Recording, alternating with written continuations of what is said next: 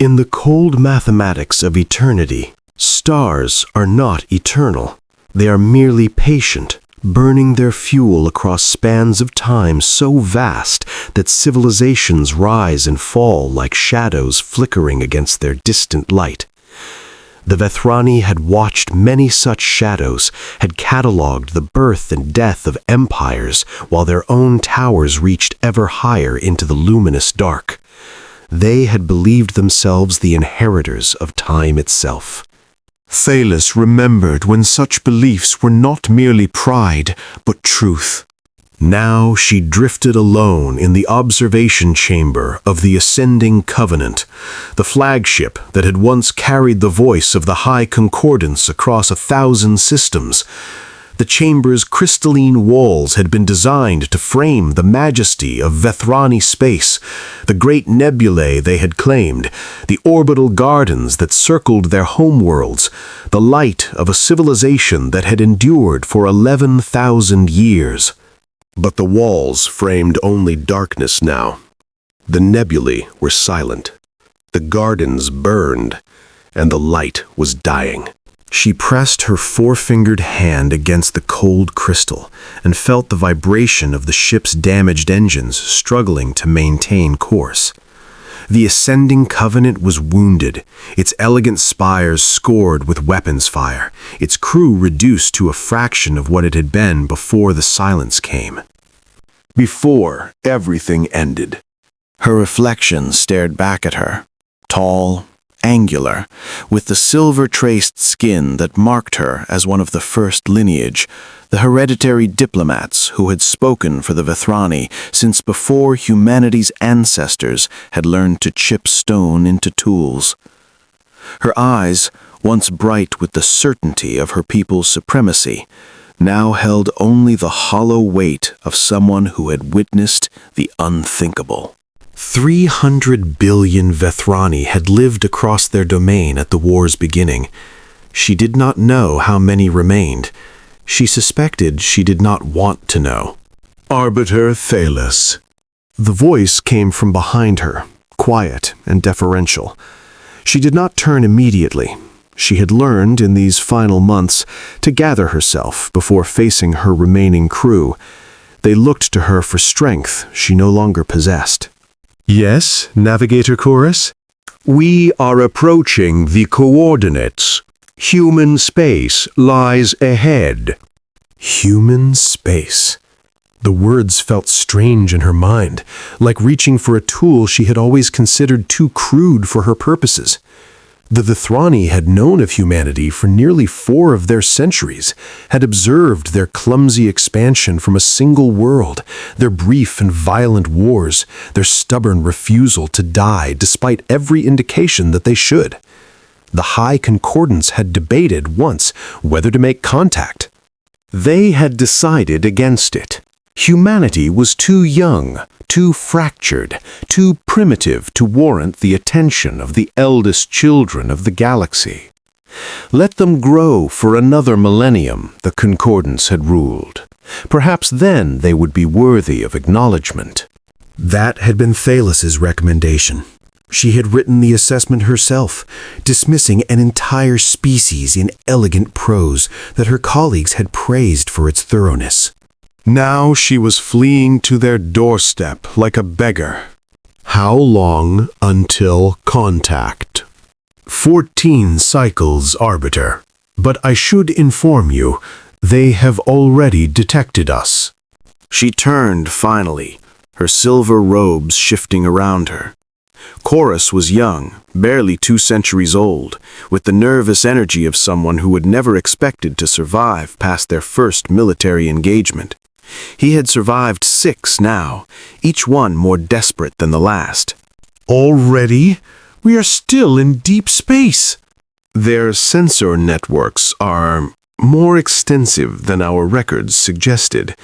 They have positioned a vessel to intercept us, a small one according to our readings, perhaps a scout. Thalos felt the familiar knot of ancient pride twist in her chest, suppressed immediately by the weight of necessity. A scout. They were sending a scout to greet the flagship of a civilization that had measured the light speed delay between galaxies when humanity's ancestors were painting on cave walls. "Open a channel when they approach," she said, "and prepare the formal request." Chorus hesitated. "The formal request, Arbiter?" "For asylum." The word burned in her throat. "For aid. For whatever they are willing to give us." She saw the shame in his eyes, the same shame she felt in her own hearts. But shame was a luxury they could no longer afford. "Yes, Arbiter." He withdrew, and Thalos turned back to the stars. Somewhere beyond the darkness, the silence was still hunting. It had taken their worlds, their fleets, their certainty. It would take whatever remained, unless they found allies. Even allies they had once considered beneath their notice. The human vessel that met them was called the Port Resolute, and it was, as their sensors had suggested, small. Barely a fraction of the ascending Covenant's mass, with none of the elegant architecture that the Vethrani considered essential to proper starship design. It was boxy, functional, its hull scarred with the marks of repairs and modifications accumulated over decades of service. Thalos had expected to feel contempt. Instead, she felt only a strange unease. There was something about the ship's appearance that suggested it had not been designed to impress. It had been designed to survive. The human who greeted them via visual transmission was a woman of middle years, with gray threading through dark hair and lines around her eyes that spoke of fatigue carefully managed. She wore a simple uniform, unadorned, and when she spoke, her voice carried none of the ceremonial weight that Thalos had been trained to project since childhood. "Arbiter Thalos. I'm Commander Elena Vasquez, UNSC Port Resolute. We received your approach signal. You're requesting passage to the threshold station?" Thalos inclined her head, falling back on the formal gestures that had served her for centuries. "We are. The Vethrani Ascendancy seeks consultation with your governing bodies regarding matters of mutual concern." Mutual concern. Commander Vasquez's expression did not change, but something flickered in her eyes. "Your ship's taken significant damage, Arbiter. Would you like us to escort you directly, or do you need time for repairs?" "The damage is manageable. We would prefer to proceed without delay." Vasquez nodded. "Understood. We'll take point. Please follow at your comfort." A pause. "And Arbiter, if you or your crew need anything, medical attention, supplies, let us know. We're not fancy, but we can help." The offer was made simply, without ceremony, without the elaborate dance of obligation and reciprocity that the Vethrani considered the foundation of civilized discourse. "Your generosity is noted," Thalos said carefully. Vasquez smiled, just slightly. "It's not generosity, it's just what you do." She ended the transmission. Thalos stood in the silent bridge, surrounded by her diminished crew, and tried to understand what had just happened. She had prepared herself for arrogance, for demands, for the petty power games that young species always played when they believed themselves to be in a position of strength. Instead, she had been offered help as though it cost nothing. "Arbiter?" Chorus asked. "Should we follow?" "Yes," she said quietly. "We follow." Threshold Station hung at the edge of human space, like a watchtower at the border of an unknown country. It was larger than Thalos had expected, massive, in fact, with industrial arms extending from a central hub and dozens of ships docked along its outer rings. But it was not beautiful. Where the Vethrani built to inspire awe, humans had built to function. Every surface served a purpose. Every light illuminated a workspace. There was no art, no grandeur, no testament to the species that had constructed it. And yet, as the ascending covenant approached, Thalos noticed something that made her pause. The ships docked at the station were not uniform. They came from different designs, different generations, different purposes. Cargo haulers sat beside military vessels. Research craft shared berths with mining ships. It was chaos by Vethrani standards. But it was busy chaos. Everywhere she looked, things were moving. Ships launching and landing, cargo being transferred, crews working on repairs. The station hummed with an activity that felt less like order and more like life. "They're alive," she murmured. Arbiter? She shook her head. "Nothing. Request docking clears." The docking process was efficient and unremarkable. Within the hour, Thalos and a small delegation were standing in a receiving bay surrounded by humans in work clothes and uniforms, being greeted by a man who introduced himself as Director Marcus Chen. He was old by human standards. His hair had gone entirely white, and he moved with the careful deliberation of someone whose body no longer responded as quickly as his mind. But his eyes were sharp, and his handshake, a human custom she had studied, was firm. "Arbiter Thalos, welcome to Threshold. I've read your preliminary request.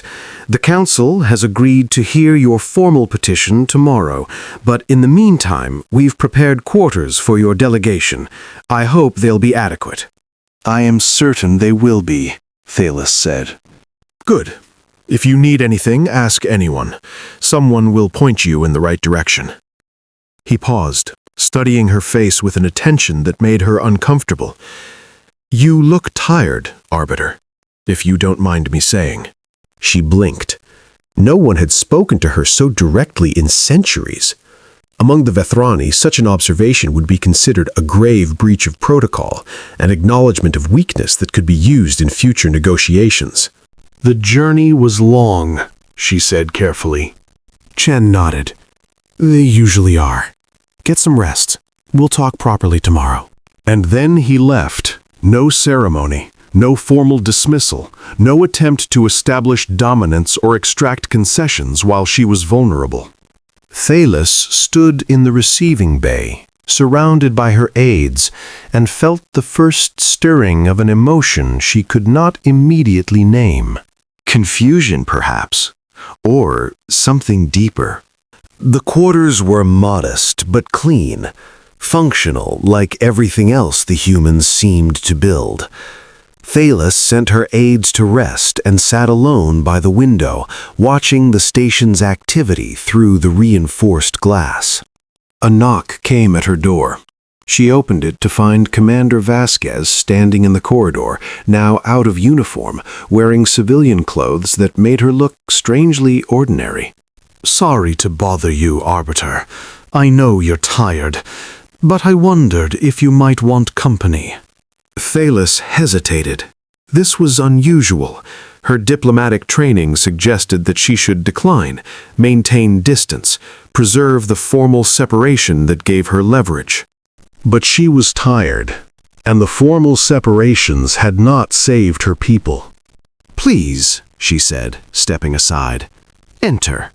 Vasquez sat in one of the simple chairs, accepting a glass of water that Thalos offered. For a moment, neither of them spoke. "Can I ask you something?" Vasquez said silently. "You may ask. I may not answer." "Fair enough." Vasquez turned the glass in her hands. "Your people, the Vethrani, you've been out there for thousands of years. You've seen things we can barely imagine. And now you're here, asking us for help." She looked up. "What happened?" Thalos felt the question like a blade pressing against old wounds. She could refuse to answer. She could deflect, redirect, speak in the careful abstractions that diplomats used to say nothing. But something in Vasquez's voice, the simple directness of it, the lack of any apparent agenda, made her hesitate. "The silence happened," she said quietly. "The silence?" That is what we call them. We do not know what they call themselves. We do not know if they have a name at all. Thalis set down her own glass, her hands trembling slightly. They came from the void between galaxies. We detected their first ships 18 cycles ago. We attempted contact. They did not respond. And then? And then they began killing us. The words hung in the air. Vasquez said nothing, waiting. They destroyed our border outposts first, then our fleet. Then, Thalis closed her eyes. Verathon was one of our core worlds. 40 billion citizens, artists, philosophers, families, children. She opened her eyes. It burned for 3 days. The silence did not land troops. They did not make demands. They simply silenced it. How many worlds? I do not know. We stopped counting after the 7th. Her voice cracked. We ran, those of us who could.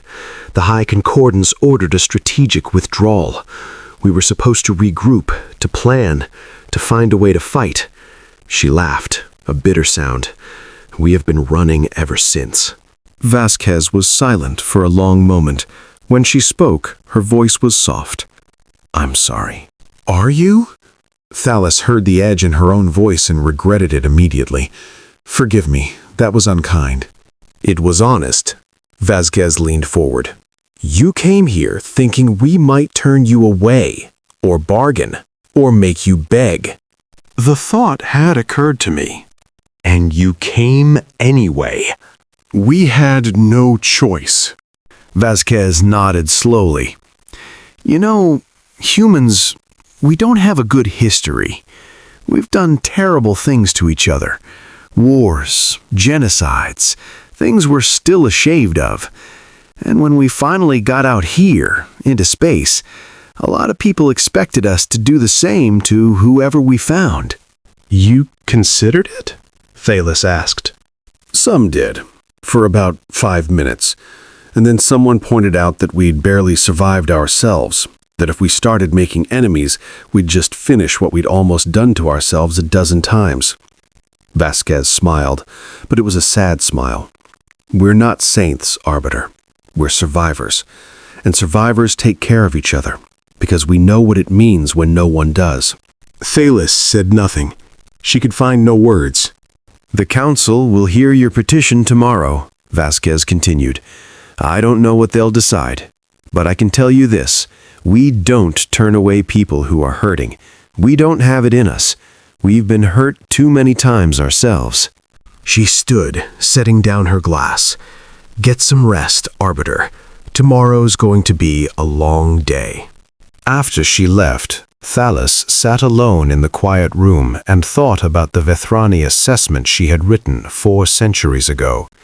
Humanity too young, too fractured, too primitive, unworthy of acknowledgement. She wondered how many other species they had dismissed, how many potential allies they had ignored while building their towers toward a sky that would ultimately fall on them. She wondered if the humans had noticed the condescension, and she wondered if they had chosen to forgive it anyway. The council chamber was not what Thalis expected. It was a simple room, large enough to hold perhaps 100 people, with tiered seating arranged in a semicircle around a central platform. There were no thrones, no elevated positions of honor, no elaborate displays of rank. The council members, 23 of them representing the major human factions and colonies, sat in ordinary chairs, dressed in ordinary clothes. Director Chen sat among them, not above them. When Thalis took her position at the center platform, she felt exposed in a way she had never experienced in centuries of diplomatic work.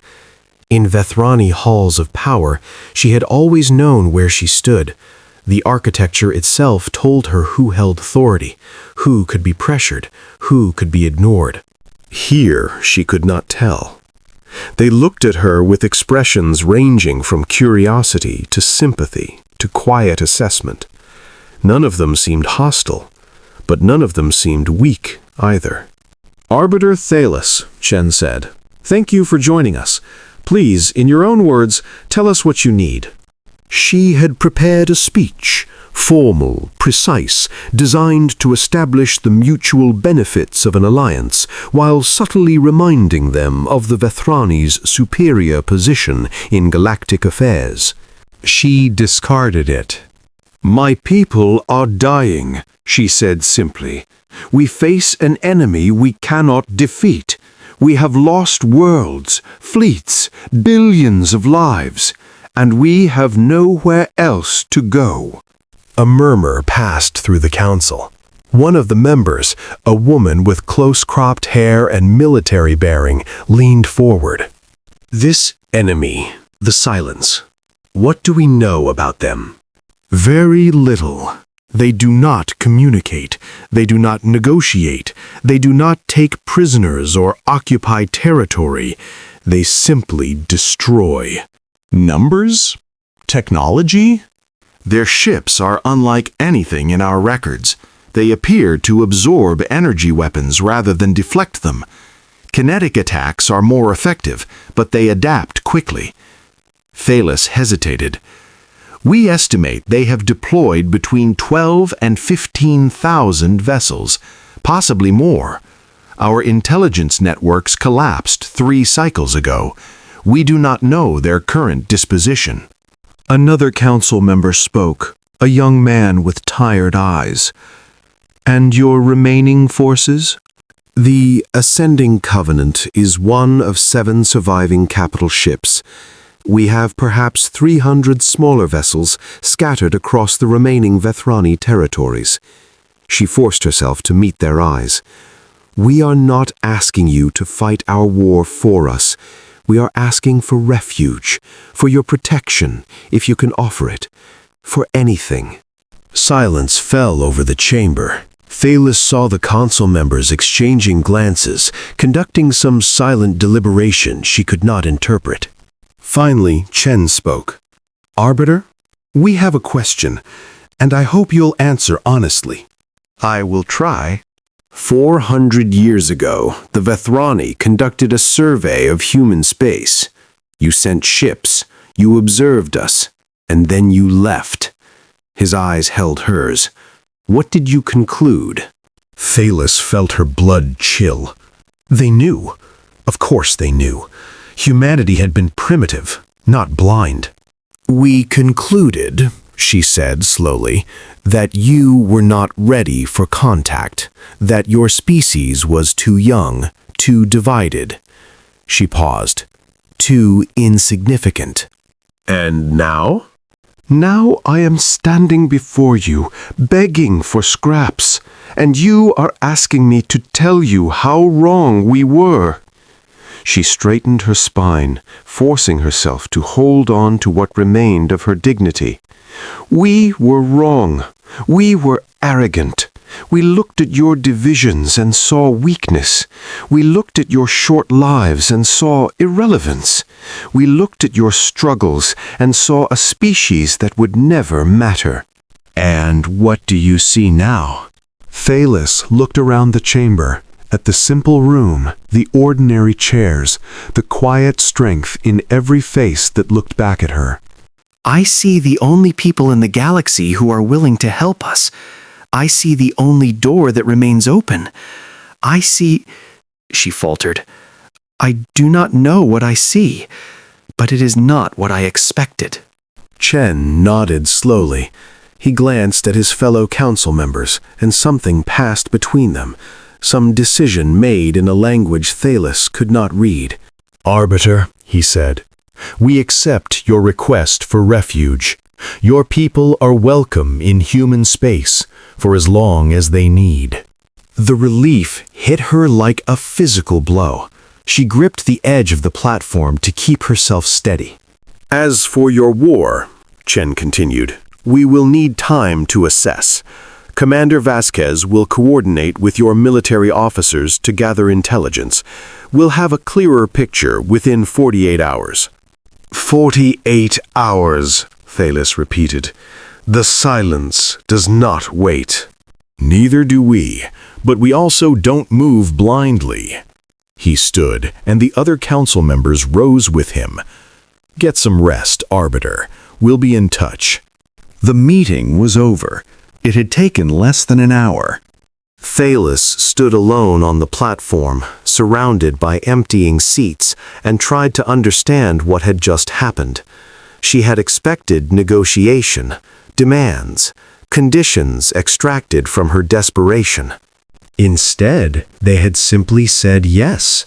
The next 2 days blurred together. Thalos found herself pulled into a whirlwind of meetings, briefings, and consultations as human analysts pored over every scrap of intelligence the Vethrani could provide. They asked questions she had not thought to ask herself. Tactical questions, logistical questions, questions about the Silence's behavior that seemed almost philosophical. They don't occupy the worlds they destroy, said one analyst, a young woman named Dr. Sarah Okafor. They just burn them and move on. Why? We assumed it was terror, Thalos said. A demonstration of power. Maybe, or maybe they're not interested in territory at all. Okafor frowned at her display, scrolling through combat footage that Thalos could not bear to watch again. They're not building anything. They're not taking resources. They're just clearing. Clearing for what? That's the question, isn't it? The humans worked with an intensity that Thalos found almost uncomfortable. They slept in shifts, consumed meals at their workstations, and spoke to each other in a rapid shorthand that she could barely follow. There was no hierarchy she could discern. Junior officers debated with senior commanders, civilians challenged military assessments, and everyone seemed to expect everyone else to contribute. It was chaos, and yet somehow it worked. On the second day, Commander Vasquez found her in one of the observation lounges, staring out at the station's busy traffic. You should sleep, Vasquez said, taking a seat beside her. I have tried. My mind will not quiet. I know the feeling. Vasquez was silent for a moment. We've been going through your tactical data. The analysts have some ideas. Ideas will not stop the silence. No, but they might slow them down. Vasquez turned to face her. Arbiter, I need to ask you something, and I need you to be honest. Ask. Your people, the remaining Vethrani forces, are they willing to fight, or have they given up? It was a harsh question. It was also fair. Some have given up, Thalos admitted. The loss has been too great. They see no point in resistance. And the others? The others are angry. They have lost everything. They want revenge, even if it costs them their lives. Vasquez nodded. Good. Anger we can work with. Despair is harder. You speak as if you have experience with both. Humans have a long history of almost losing. Vasquez smiled grimly. We've fought each other to the edge of extinction more than once. Wars, plagues, climate disasters. Every time we thought it was the end. And every time, enough of us got angry enough to keep going. And you believe that anger is sufficient to defeat the silence? No. Anger alone just gets you killed faster. Vasquez leaned forward. But anger combined with preparation? Anger combined with unity and planning and the refusal to lie down? That's different. That's how you survive. Thalos shook her head. You have seen the data. The silence has already defeated the greatest military power in the known galaxy. What makes you believe you can succeed where we failed? Vasquez was quiet for a long moment. When she spoke, her voice was soft. Can I show you something? The lift carried them down into the station's lower levels, past the commercial districts and living quarters, into sections that Thales had not even known existed. The corridors here were wider, reinforced, lit by harsh industrial lights. "Where are we going?" she asked. Somewhere we don't usually show visitors. They passed through security checkpoints staffed by armed personnel who nodded at Vasquez and examined Thalas's credentials without comment. The atmosphere changed, became heavier, more serious. The casual bustle of the upper levels was gone. Down here, everyone moved with purpose. Finally, they emerged into a vast chamber that stole Thalas's breath. It was a shipyard, an enormous, cavernous space filled with construction frames and fabrication machinery and the half-completed hulls of warships. Hundreds of them, perhaps thousands. Vessels in every stage of assembly, from bare skeletons to fully armored leviathans awaiting only their final systems. Workers swarmed across every surface. Welding sparks cascaded like artificial stars. The air thrummed with the sound of industry on a scale Thales had not witnessed since the height of the Vethrani war effort. "This is impossible," she whispered. "The humans cannot have built all of this." "This is Threshold's secondary yard," Vasquez said. "We have 11 more like it. And that's just in this system. But your population, your resources..." "We've been building for 50 years, Arbiter. Ever since we first detected signs of something moving between the galaxies." Vasquez's voice was calm, almost matter-of-fact. "We didn't know what it was. We didn't know when it would arrive, but we knew it was coming." Thales stared at the warships taking shape before her. They were not elegant. They were brutal, angular things, designed without artistry, but with undeniable purpose. Every line spoke of violence anticipated and prepared for. "You knew," she said. "You knew something like the silence was possible." "We suspected. Humanity has a long memory for extinction, Arbiter. We've nearly gone that way ourselves. So when we found hints that something might be out there, something old, something hungry, we started preparing." Vasquez turned to face her. "We didn't know if it would come in our lifetime, or our children's, or 1,000 years from now. It didn't matter. We prepared anyway." "But why build in secret? Why not warn the other species? Why not share your knowledge?" Vasquez's expression flickered. Something like regret, or perhaps resignation. "We tried.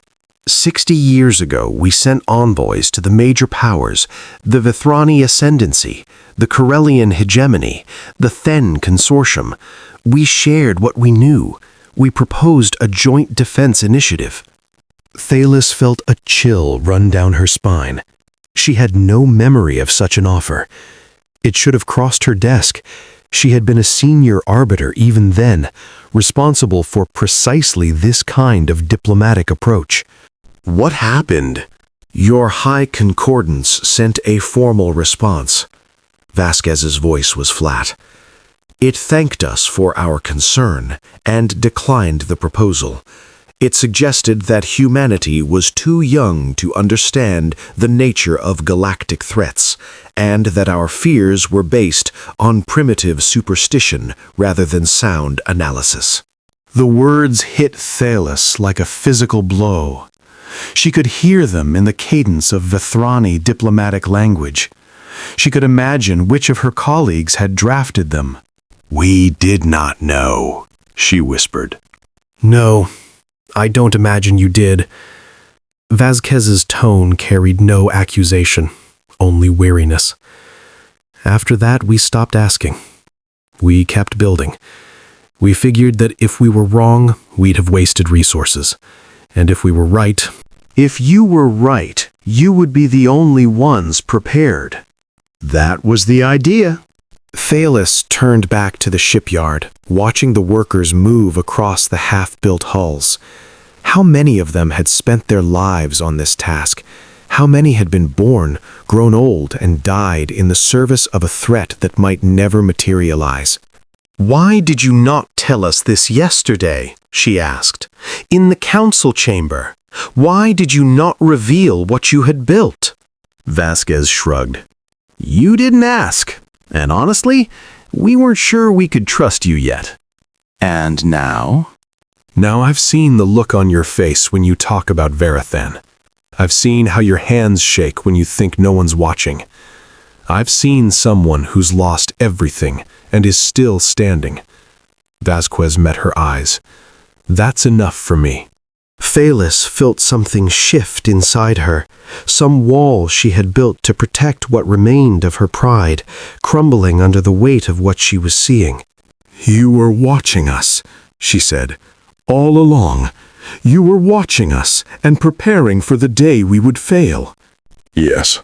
And you do not resent us for ignoring you? For dismissing you? Vasquez smiled, but it was a sad smile. Resentment is a luxury, Arbiter. We've been fighting for our survival too long to waste energy on it. She gestured toward the shipyard. Those ships will be combat ready within 72 hours. We've already begun activating reserves across the human sphere. The Council will make a formal announcement tomorrow. An announcement? We're mobilizing, Arbiter. Full military deployment. Vasquez's voice hardened. The silence is coming, and when it arrives, it's going to find out what happens when it picks a fight with a species that's been preparing for annihilation since before we could write our own names. The announcement came at dawn the next day, broadcast across every channel and frequency in human space. Thalis watched from the observation deck of the Ascending Covenant, surrounded by what remained of her crew.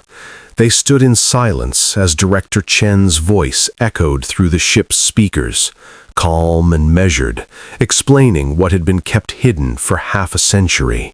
For 50 years we have built in the shadows. We have watched, we have waited, we have prepared for the possibility that one day a threat would emerge that required everything we had. Chen's image filled the screens, an old man, tired but unbowed. That day has come. The silence is real. It has already devastated our neighbors, and now it turns toward us. Around her, Thalis heard her officers' sharp intakes of breath. Chorus stood at her shoulder, his eyes wide. Effective immediately, the United Nations Security Council is invoking Article Omega. All civilian manufacturing is transitioning to war production. All reserve personnel are ordered to active duty. All colonial defense forces are being integrated into a unified command structure. The screens shifted, showing footage that Thalis could not quite process. Ships, thousands of ships, emerging from hidden docks and orbital facilities across dozens of worlds. Not the elegant vessels of the Vethrani, but the brutal, angular warships she had seen in Threshold's shipyard.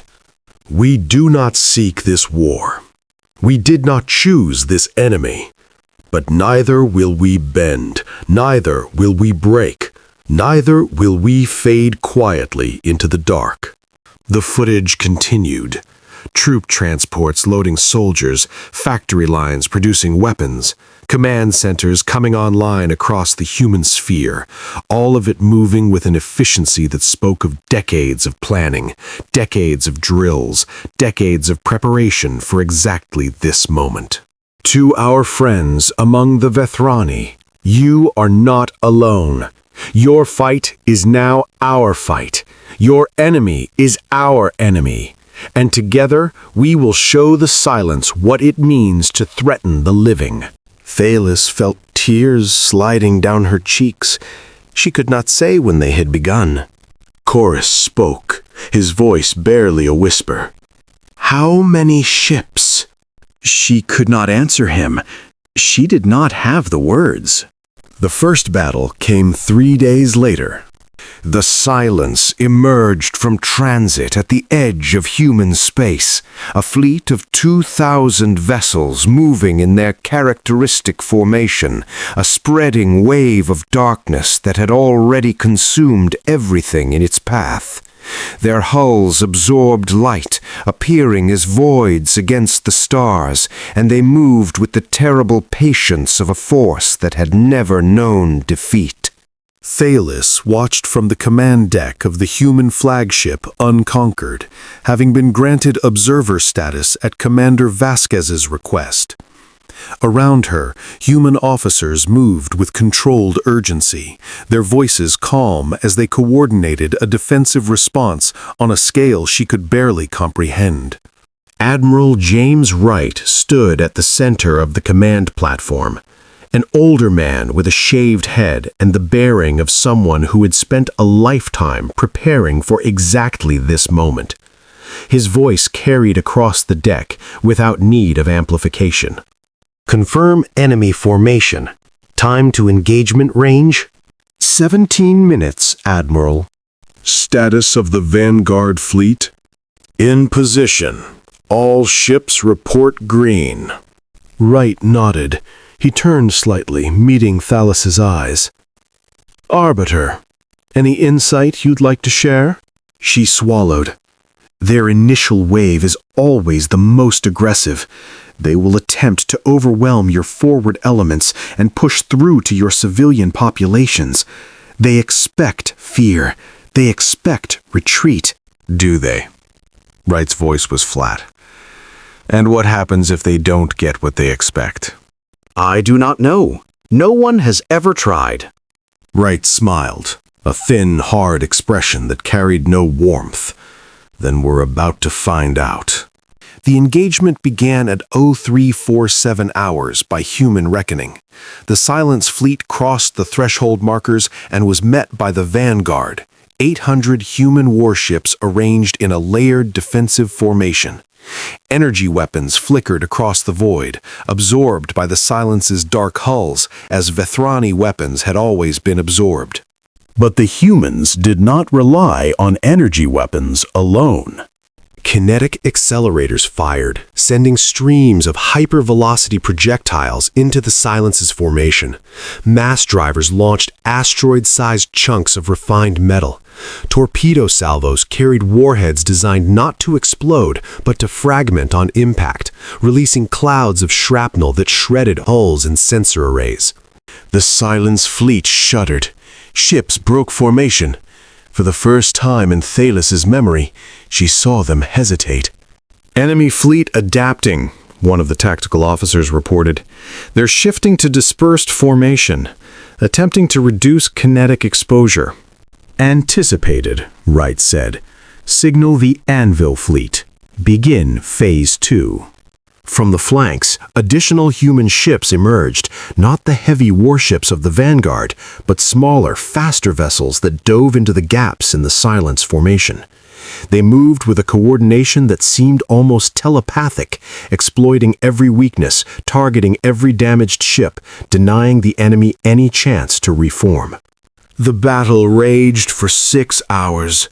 Thalis watched in silence, unable to look away, as the humans did what her people had failed to do. They fought the Silence to a standstill. When it was over, the Silence fleet had withdrawn, not in the orderly retreat of a tactical repositioning, but in the scattered flight of a force that had finally encountered something it could not simply overwhelm. 1,200 human ships had been lost. The corridors of the Unconquered were filled with casualty reports and damage assessments. Grief hung in the air like smoke. But the humans did not seem broken. They seemed angry. 73% of enemy vessels destroyed or disabled, a tactical officer announced. Remaining contacts are in full retreat. Pursuit? Another officer asked. Wright shook his head. Let them run. Let them tell their masters what happened here. He turned to face the command deck, his voice rising to fill the space. All ships, this is Admiral Wright. The enemy has withdrawn. We held the line. But this is only the beginning. Rest while you can. Repair what needs repairing. And prepare for round 2. A ragged cheer rose from the deck. Not triumphant, but defiant. The sound of people who refused to accept defeat. Thalos found Commander Vasquez standing near the observation window, looking out at the debris field where so many ships had died. "You lost 1,200 vessels," Thalos said quietly. "How can your people celebrate?" Vasquez turned to look at her. "We're not celebrating, Arbiter. We're mourning. But we're also still standing, and as long as we're standing, we're fighting. The silence will return. They will adapt to your tactics. They will learn." "Yes, they will." Vasquez's voice was steady. "And so will we. That's the thing about humans, Arbiter. We're not the strongest. We're not the smartest. We're not the oldest." She met Thalos's eyes. "But we endure. No matter what happens, no matter how bad it gets, we keep going. It's the one thing we're really, truly good at." Thalos thought of the Vethrani, of their ancient certainty and their fatal pride. She thought of the dismissals and the rejections and the millennia of looking down on a species they had considered beneath their notice. "We underestimated you," she said. "Everyone does." Vasquez smiled grimly. "It's actually our greatest advantage." The war continued. Thalos remained aboard the Unconquered as the human fleets pushed outward, reclaiming systems that the Silence had burned through, establishing defensive lines that held against wave after wave of attacks. She watched as human strategy evolved in real time, adapting to every new tactic the enemy deployed. They were not unbeatable. They lost battles. They lost ships. They lost worlds that had stood for generations. But they did not break. Every loss seemed to fuel them rather than diminish them. Every tragedy was transmuted into renewed determination. And slowly, almost imperceptibly, the tide began to turn. Thalos was present when the first Silence vessel was captured intact. She watched as human scientists tore it apart, analyzing its technology with a hunger that bordered on obsession. Within weeks, they had developed countermeasures for the Silence's energy absorption hulls. Within months, they had reverse-engineered key systems and integrated them into their own designs. "How do you do this?" she asked Dr. Okafor, watching the scientist work in a laboratory cluttered with alien components.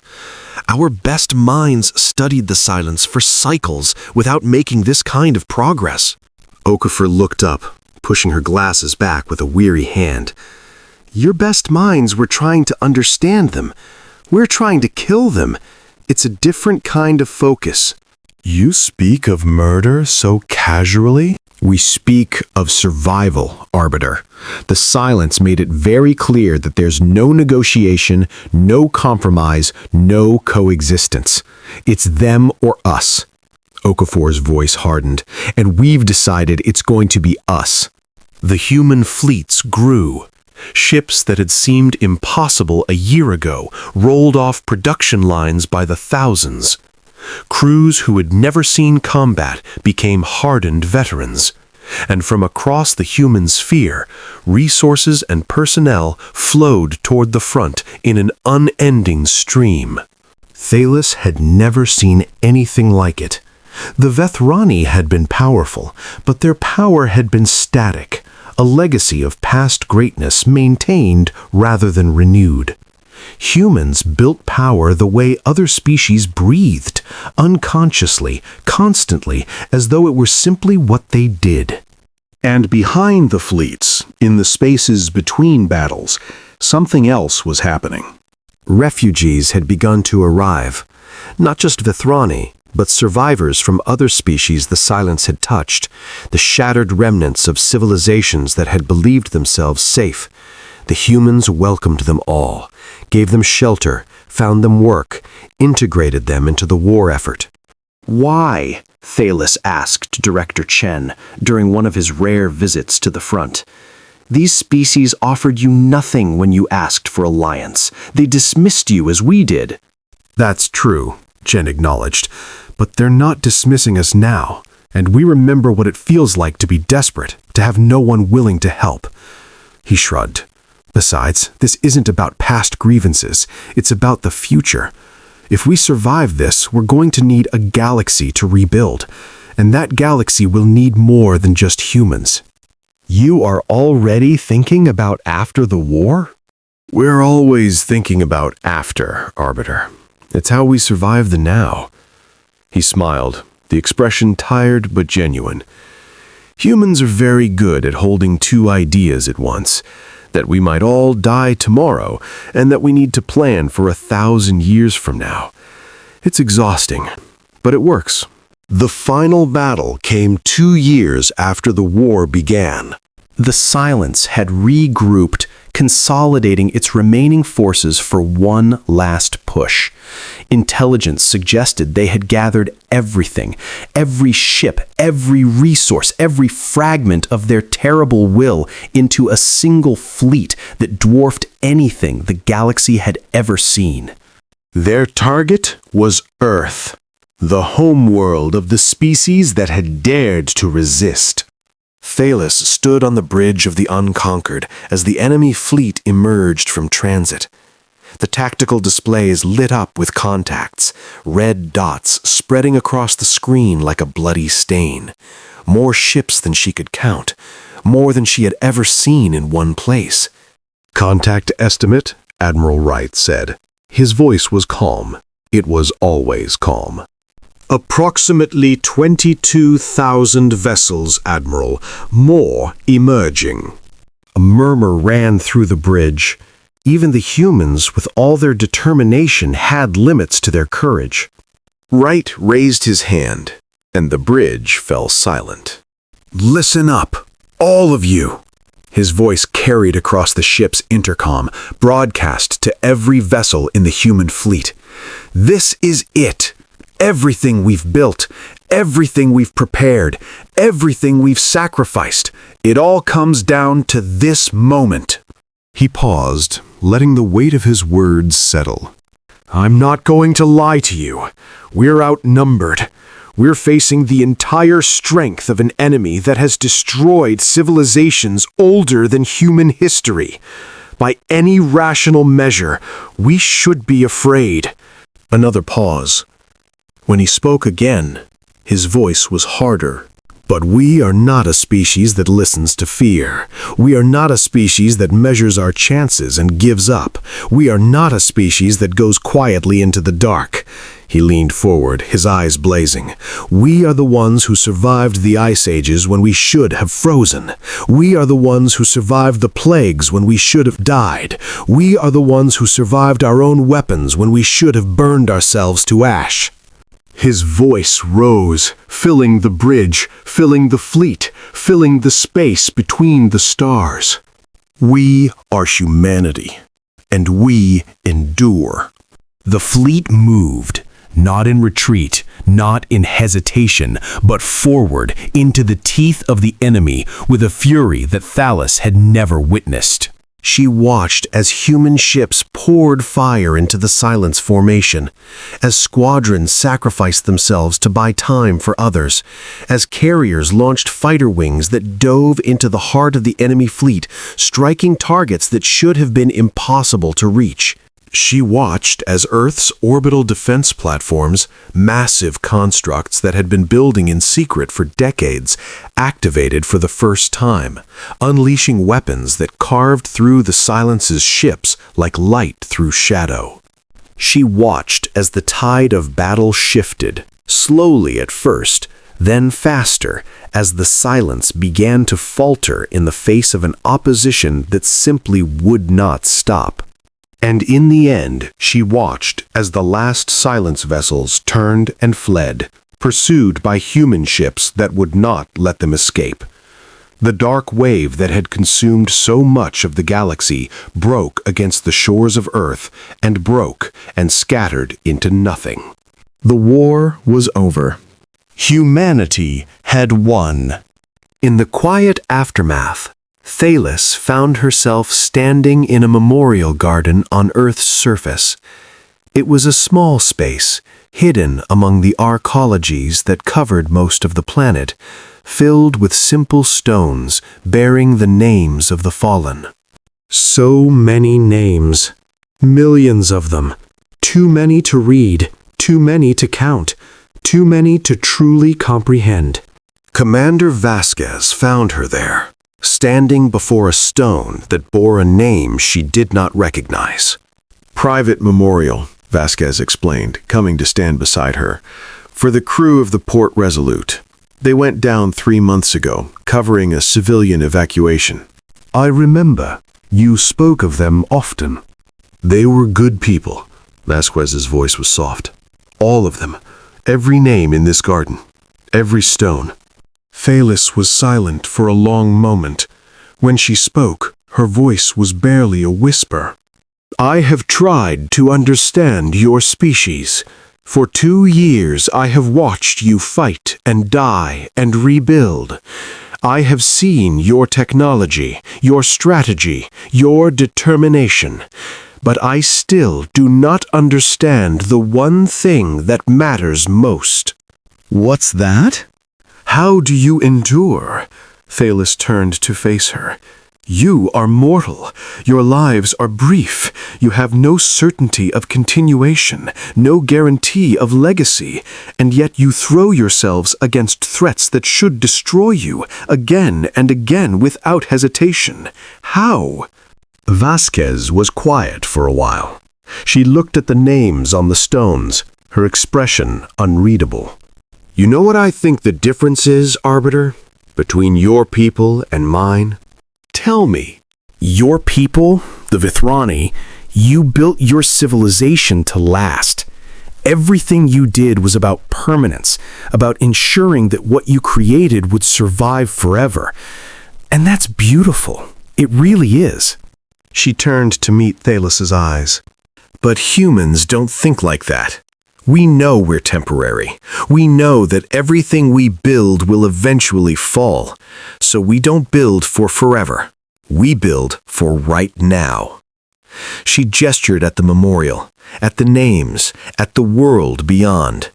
Every day we wake up, we're fighting against our own extinction. Every generation that survives is a victory.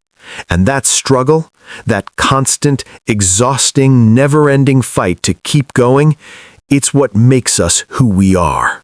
You do not fear death? We're terrified of death all the time, but we've learned to be more afraid of giving up. Vasquez smiled, and there was something fierce in it. You asked how we endure. The answer is simple. We don't have a choice. This is what we are. The ones who keep going, no matter what.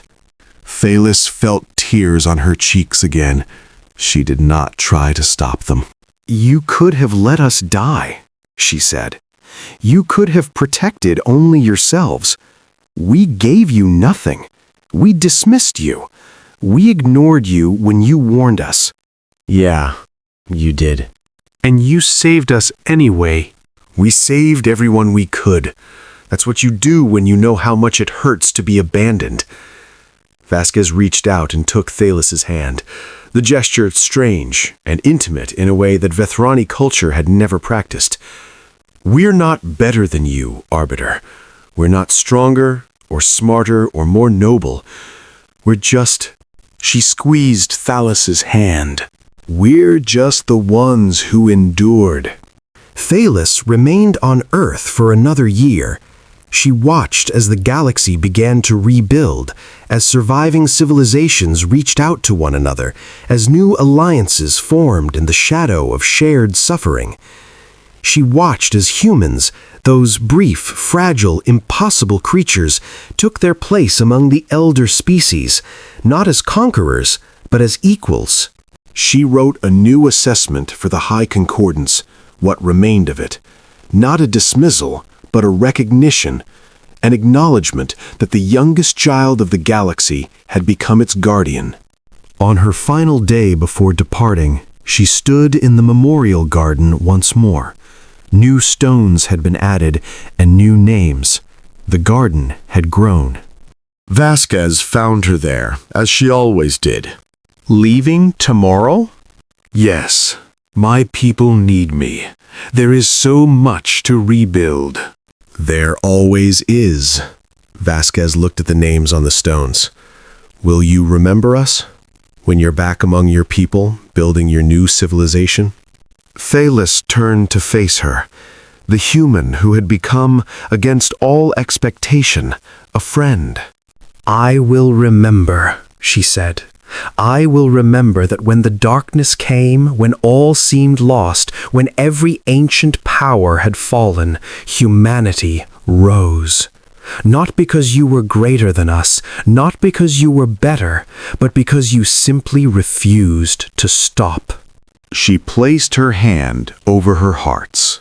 I will remember the ones who endured, and I will make certain that no Vethrani ever forgets. Vasquez smiled.